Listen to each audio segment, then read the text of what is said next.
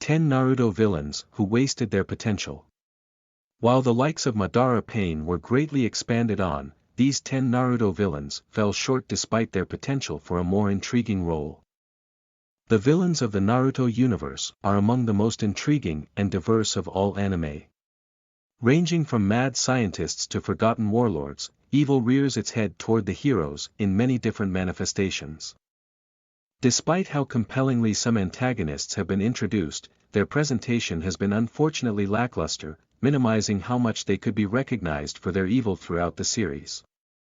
By identifying the characters whose potential for villainy never adequately unfolded, we can best appreciate the possibilities for what could have been if their criminal careers were prolonged and expanded upon. 10. Zabuza was trivialized despite being an S-rank mission. The Demon of the Mist, Zabuza was supposed to be introduced as a serious threat and one well above Team 7's capacity.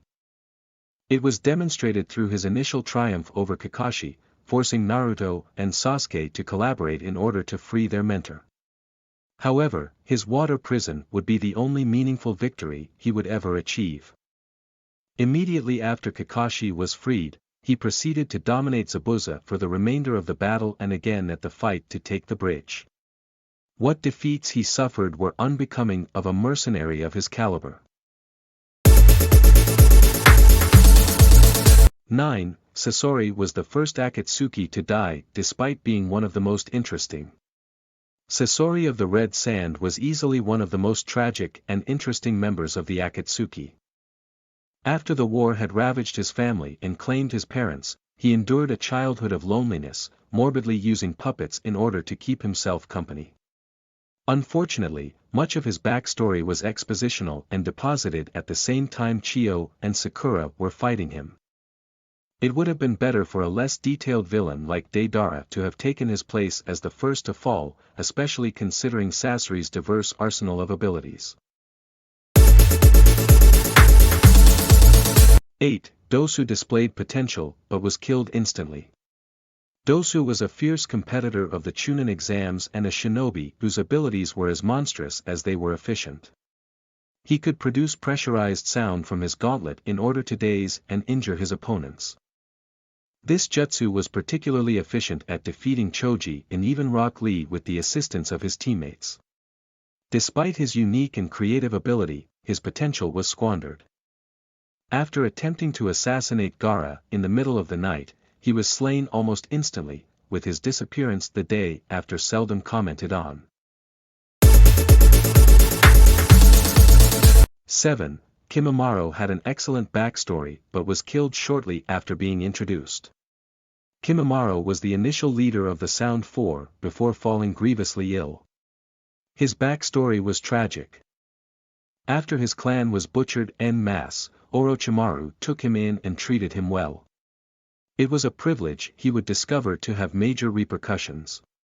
Unlike the other villains of the Sound Village, he was not openly malicious toward his enemies and even allowed Rock Lee to sit himself up after he passed out on the grass.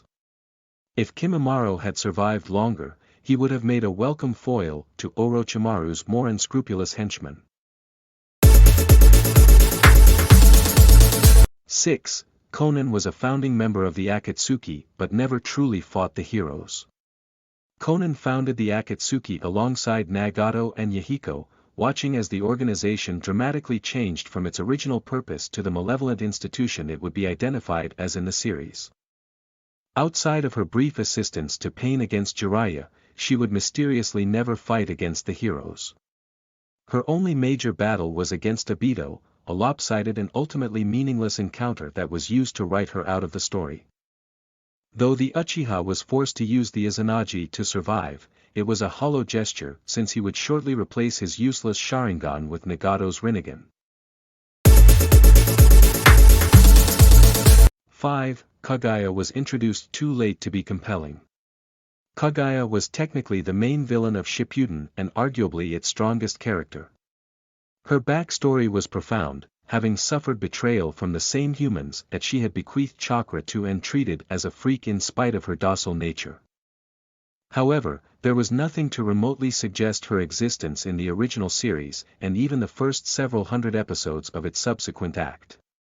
She was only mentioned in the latter half of the Fourth Ninja War, mostly through flashbacks, making it difficult to emotionally invest in her as an antagonist. 4. Hanzo the Salamander wasn't half as menacing as he was in the Second Shinobi War.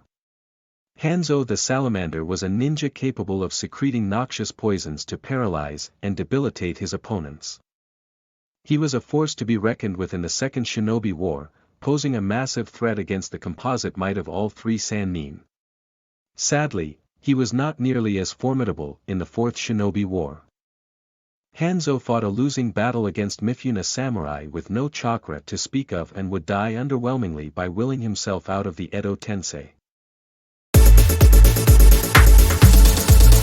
3. Kabuto only had one major fight scene. One of the Fourth Shinobi War's most insidious masterminds, Kabuto had greatly advanced in skill since his clash with Naruto in the original series.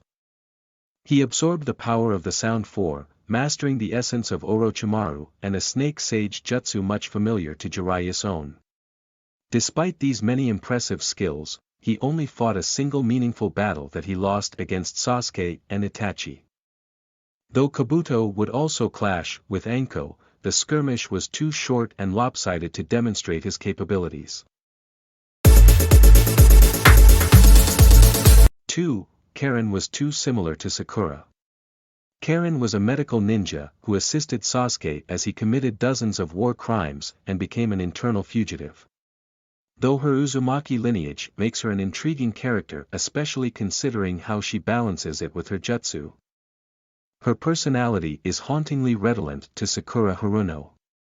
Her obsession with the Uchiha is her primary motivation, willing to endure any abuse for his love. He is similarly as disinterested in her as he was his former comrade, making her personality redundant. 1. Baki's conspiring with Orochimaru was never expanded on. Unlike Gaara or Kankuro, Baki was fully aware of and had helped to facilitate Orochimaru's attack on the leaf. In theory, this should make him much more accountable for the damage that was caused, especially considering that he had assassinated Hayate Gecko. However, his actions were excused along with the Jinchurikis in spite of being deliberately more malevolent. If he had continued in his villainy as Gaara's treacherous advisor once he had become Kazekage, there could have been more potential for tension between the Sand and Leaf villages.